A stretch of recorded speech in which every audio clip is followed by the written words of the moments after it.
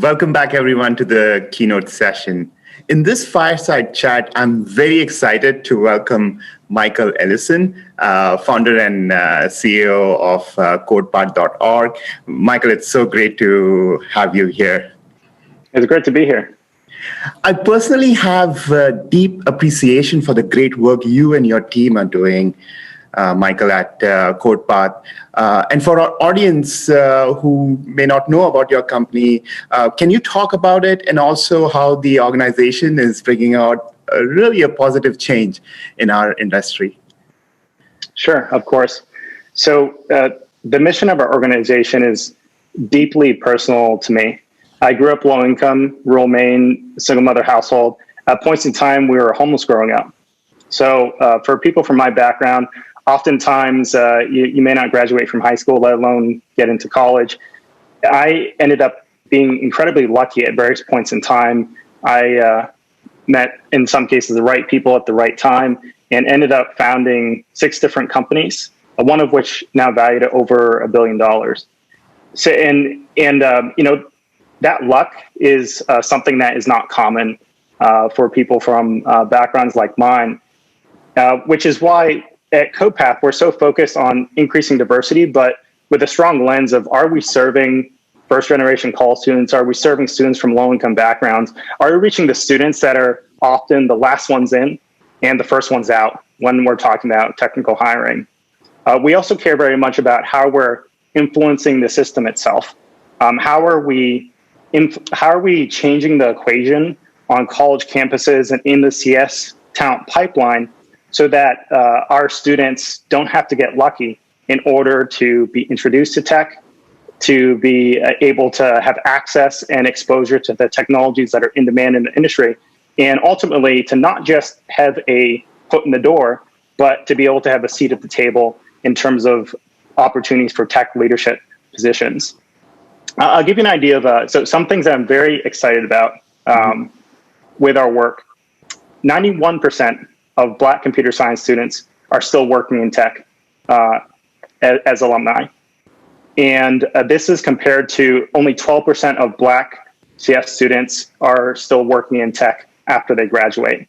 We have a crisis in this country where just because you're pursuing a CS degree, it doesn't mean you're going to become a software engineer.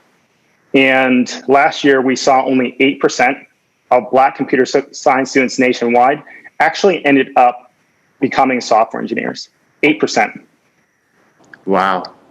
Do they go to other careers? Are they, they don't get nurtured in the technical field? What happens? You have I'll give you an example. So we're running courses and supporting students at multiple schools, and 2 schools, Purdue University and San Jose State University, 2 schools that we're at. At Purdue, students will apply to 12 companies and they hear back from all 12. Over at San Jose State, students apply to 800 companies and they hear back from maybe a dozen. So, it depends on your persistence, but if you're invisible to employers, even if you have the skills, how are you going to make a profession out of this? We see a lot of students that are graduating without previous internship experience, and they're graduating without having the signals, which are the gatekeepers to get into a tech company in the first place. And then they end up taking whatever type of jobs and positions that they can. This is also a separate challenge than getting into the workforce and having imposter syndrome, having, in many cases, toxic environments, being the only person that looks like them. So we have multiple issues that would push people out and make them want to pursue other types of opportunities. Right. Makes sense. Kong's allyship group recently had organized a session with the race scholar and activist Callie Watkins Liu on building racial equality and inclusivity in the tech workspace. And it was interesting that that panel and that discussion was essentially in 2 parts.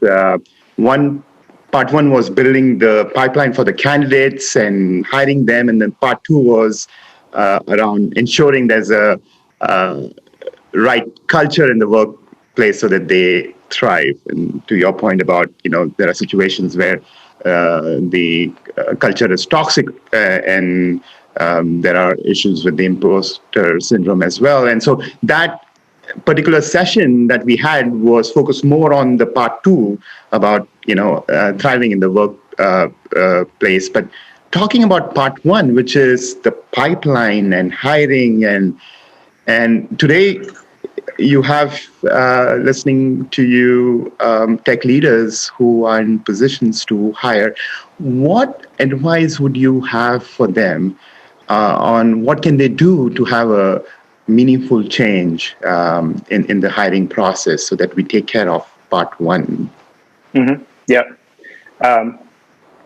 Employers need to talk about numbers. Talking about hiring is one thing. Making a pledge is one thing. Actually having a plan that is going to lead to you meaningfully diversifying your workforce is a completely separate piece. And we need more employers that are going to focus on rebuilding the pipeline versus just thinking about pledges and commitments. Only 5% of all software engineers are Black and Hispanic.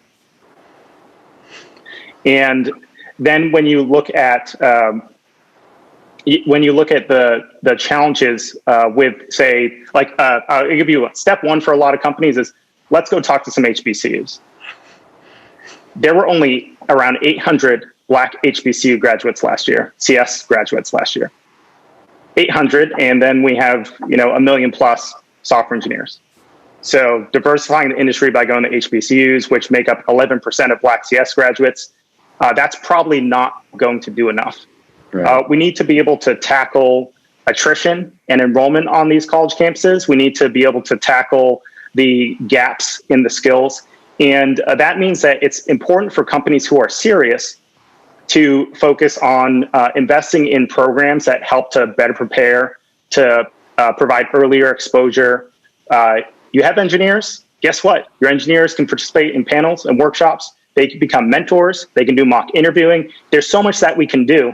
Unfortunately, a lot of companies will think about it as, great, who can I hire that's already a junior or senior, when you already have 70 to 80% of the potential population has already dropped out.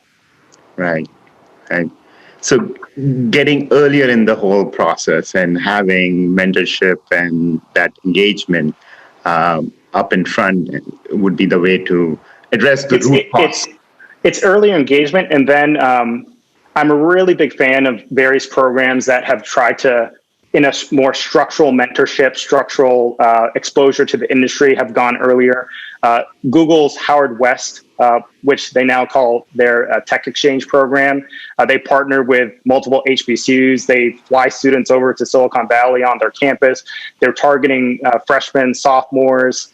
They are providing an early exposure that is not just inspiration, but it's also going deep to connect with engineers.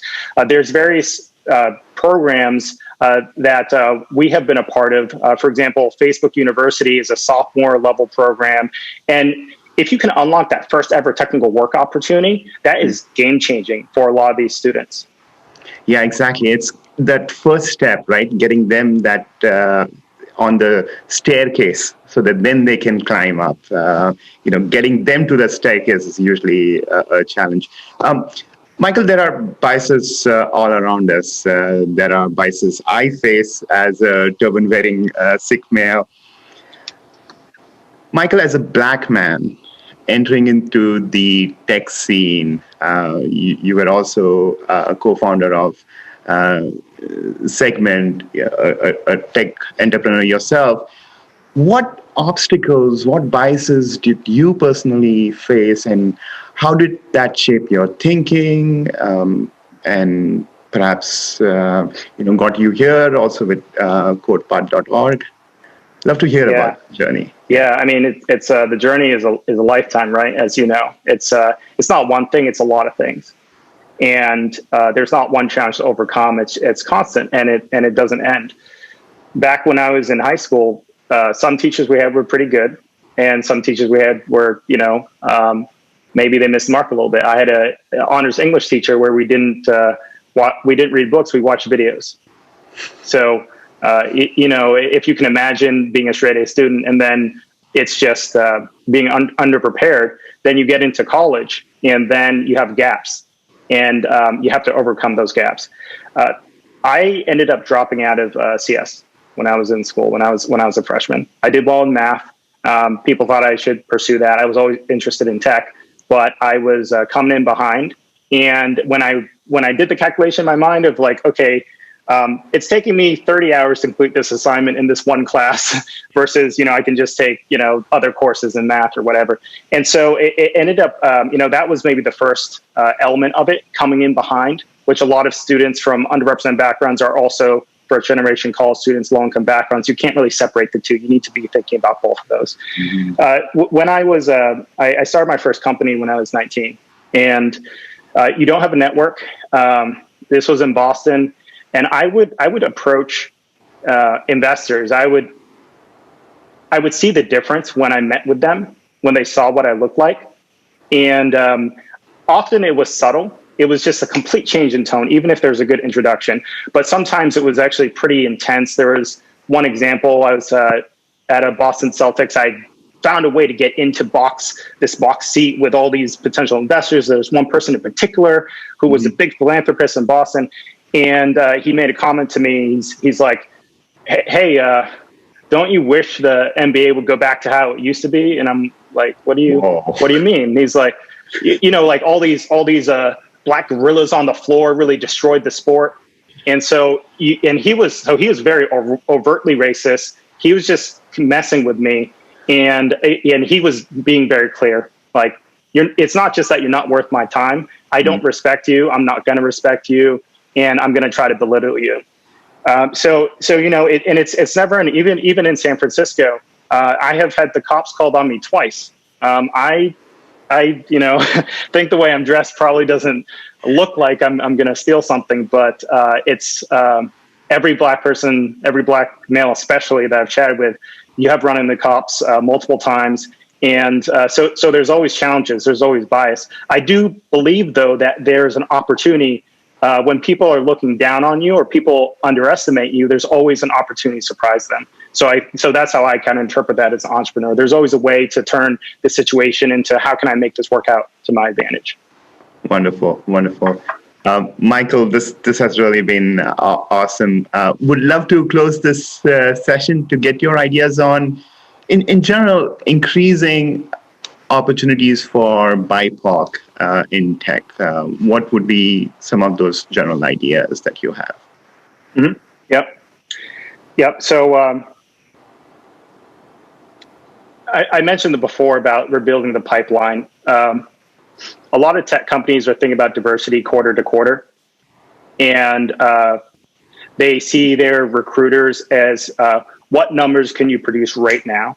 Mm-hmm. That incentivizes a certain type of short-term thinking and behavior, which means that they're only going to look at the small number of students who have already made it past everything and probably are still attending the schools that they already recruit out of. Mm-hmm. That doesn't do anything for the community. You're not going to hit your diversity targets and numbers because the numbers are so small. Give you an idea. Out of the 7,360 Black CS graduates in 2019, only 8%, 588, ended up becoming software engineers. It's just not enough. There's not enough. So thinking beyond quarter to quarter, and you could have lightweight programs. Some companies will have, Facebook has a ABCs program where it's a couple of weeks of technical interviewing with mock interviews. Something like that moves the needle. It increases the pool that's possible for you to recruit out of. Workshops, I would say, are they're not bad, but try to think of more support over more time. If you could think of hitting your diversity goals in 2 or 3 years, and think of building that pipeline, think of investing in early career programs, even if they're small scale, programs that engage students in a work-related type of experience, freshman year, sophomore year. This is going to be the most impactful. And then you'll also see a conversion rate to your core internship program, and then a conversion rate to your software engineers, your entry-level software engineers. So I think companies need to go beyond that. And if all of this sounds crazy, if all of this sounds like it's too much, volunteer, mentor, reach out. Students are going to appreciate it, and it's going to change their lives. Exactly. Be the one. And in general, I like your thinking and what your organization is doing here, Michael, which is not a bandage support, getting to the root cause and addressing the things at the systemic level. And I really appreciate in what you're doing and what your organization is doing. And thank you so much for spending this time with us today and having our audience, getting these tips and solutions. So thanks again for being with us, and to our audience, thanks for listening. Thank you. Thanks for having me. And this concludes our day one of the Kong Summit. Looking forward to seeing each and every one of you tomorrow.